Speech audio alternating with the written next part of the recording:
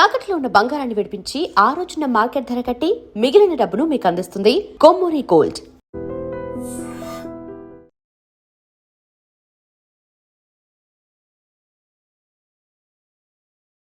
Welcome to I dream. Karimnagar కాల్పుల కేసులో పురోగతి సాధించారు పోలీసులు.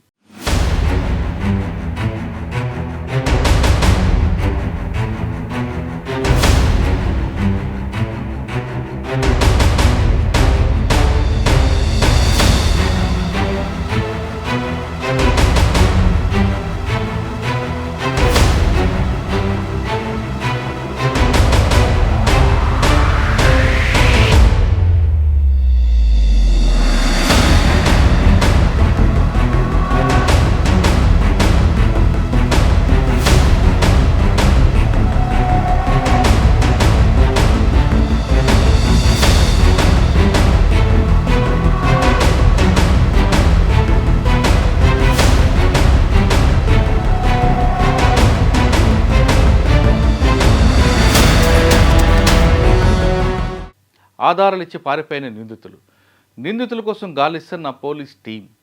సంఘటన స్థలంలో వదిలిన బ్యాగ్పై ఉన్న అక్షరాలే ఐ లవ్ నందర్బర్ పోలీస్ ప్రధాన ఆధారం.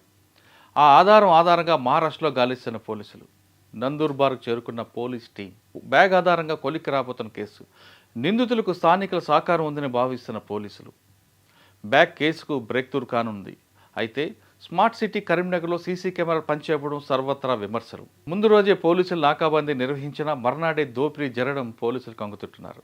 11 గంటలకు ప్రారంభమైన దోపిడీ 11 నిమిషాలు క్లోజ్ అయిపోయింది. సంఘటన జరిగిన వెంటనే పోలీసులకు ఇన్ఫర్మేషన్ ఇవ్వడంతో కరీంనగర్ సిపితో పాటు కరీంనగర్ పోలీసులు అందరూ కూడా స్పాట్కి వచ్చారు. విషయం తెలుసుకున్న వెంటనే ఐజీ చంద్రశేఖర్ రెడ్డి గారు మిగతా టీం అంతా కూడా కరీంనగర్ చేరుకుంది. మరోవైపు సెన్సేషన్ కావడంతో హైదరాబాద్ టాస్క్ ఫోర్స్ టీం కూడా చేరుకుంది. ఈ టీం అంతా మొత్తం అందరూ వచ్చిన తర్వాత 12 బృందాలకు విడిపోయిన తర్వాత ఒక్కొక్క బృందానికి ఒక్కొక్క టాస్క్ ఇచ్చారు పోలీసులు.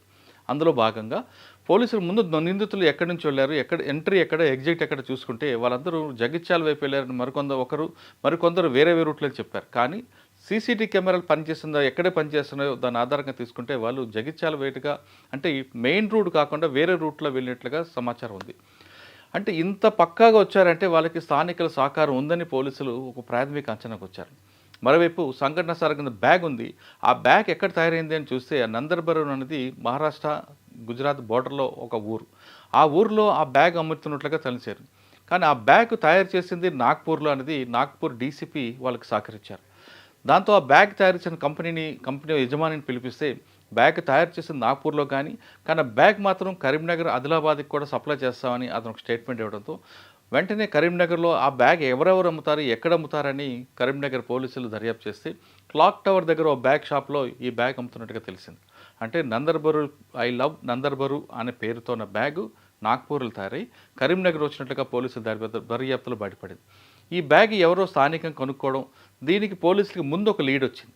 అదే నిందితుల్లో ఒకరు తెలుగులో మాట్లాడడంతో అంటే స్థానికుడే ఇది విధంగా చేశాడని పోలీసులు ఒక దర్యాప్తులు వచ్చి దాన్ని బేస్ చేసుకొని కరీంనగర్లో హోటల్స్, లాడ్జెస్ అన్నీ వెరిఫై చేశారు. దాంతో కొంత క్లూ వచ్చింది. ఇది ఒక పక్కన జరుగుతుంటే నిందితుల 5 ఫొటోస్ కూడా సీసీ కెమెరాలు రికార్డు కావడంతో దాన్ని బేస్ చేసుకొని చుట్టుపక్కల అన్ని పోలీస్ స్టేషన్కి పంపించారు. ఇది పంపిస్తున్న క్రమంలో మహారాష్ట్రలో ఒక యాప్ ఉంది. ఆ యాప్లో ఈ నిందితులు ఎవరున్నారో వాళ్ళందరి ఫొటోస్ అందులో పంపిస్తే ఒక వ్యక్తి ఫోటో మాత్రం 50% మ్యాచ్ అయినట్లుగా పోలీసుల దర్యాప్తులు వచ్చింది. అంటే అక్కడ క్రైమ్ చేసిన వాళ్ళు అక్కడి నుంచి ఇక్కడికి వచ్చారు. ఇక్కడ నేరం జరగడానికి బస కానీ లేదా వెహికల్స్ కానీ లేదా సమాచారం కానీ ఇవ్వడానికి స్థానికులు ఒకరు సహకరించారని పోలీసుల దర్యాప్తులు కంప్లీట్గా పిక్చర్ వచ్చింది. ఇంతకీ గ్యాంగ్ ఎవరు, ఇది యావత్మాల్ నుంచి గ్యాంగా లేదా నందర్బరూర్ గ్యాంగా లేదా బలార్షా గ్యాంగా అనేది పోలీసులు దాని మీద దర్యాప్తు ఆరంభిస్తే ఇది మిక్స్డ్ గ్యాంగ్ అనేది మాత్రం ఒక ప్రాథమిక సమాచారం. ఈ మిక్స్డ్ గ్యాంగ్ ఆపరేట్ చేస్తుంది ఎవరు అనేది చూస్తే ఇది మహారాష్ట్రకు సంబంధించిన వ్యక్తి చేస్తున్నట్టుగా పోలీసుల సమాచారం వచ్చింది. అందులో భాగంగానే సెల్ ఫోన్ టవర్ లొకేషన్ ప్రకారం సీసీ కెమెరాలు అనాలిసిస్ చేసుకుంటూ మహారాష్ట్రలో క్రిమినల్కి సంబంధించిన యాప్లో వచ్చిన సమాచారం బేస్ చేసుకుంటూ పోలీసులకి దర్యాప్తుకి ముందుకు వెళ్తున్నారు. ఏదేమైనా సరే స్మార్ట్ సిటీ కరీంనగర్లో సీసీ కెమెరాల సమక్షంలో ఇంత పెద్ద నేరం జరగడం ఉంది. స్థానికులకు భయభ్రాంతులకు గురే అవకాశం ఉంది. పోలీసులకు కూడా ఈ విధంగా సీసీ కెమెరా ఉంటుండగా నాకాబాద్ నిర్వహించిన మర్నాడే నేరం జరగనుంది. పోలీసులు సైతం దీన్ని జీర్ణించుకోలేకపోతున్నారు. మొత్తం మీద తీసుకుంటే కేసుకి బ్రేక్ త్రూ అనేది బ్యాగ్ వచ్చింది కాబట్టి ఈ బ్యాగ్ని బేస్ చేసుకుని ముందుకు ఎలా వెళ్తుంటారు, సీసీ కెమెరాలు ఎంతవరకు సహకరిస్తాయి, అదేవిధంగా సెంట్రల్ గవర్నమెంట్ పెట్టిన యాప్ ఈ వీళ్ళకి ఎంత కోఆపరేట్ చేస్తుంది అనేది దర్యాప్తులో బయటపడే అవసరం. మొత్తం ఎలా చూసుకున్నా సరే ఇన్ని టీంలు కేవలం కరీంనగర్ పోలీసులే కాకుండా తెలంగాణ పోలీసులు, టాస్క్ ఫోర్సు, అదేవిధంగా మహారాష్ట్ర పోలీసులకు సహకరించడంతో ఖచ్చితంగా ఈ కేసు మరికొద్ది గంటల్లో బయటకు వస్తుంది. ఈ కేసులో నిందితులను అరెస్ట్ చూపిస్తారన్నది ఒక ఆశాభావం వ్యక్తమవుతుంది.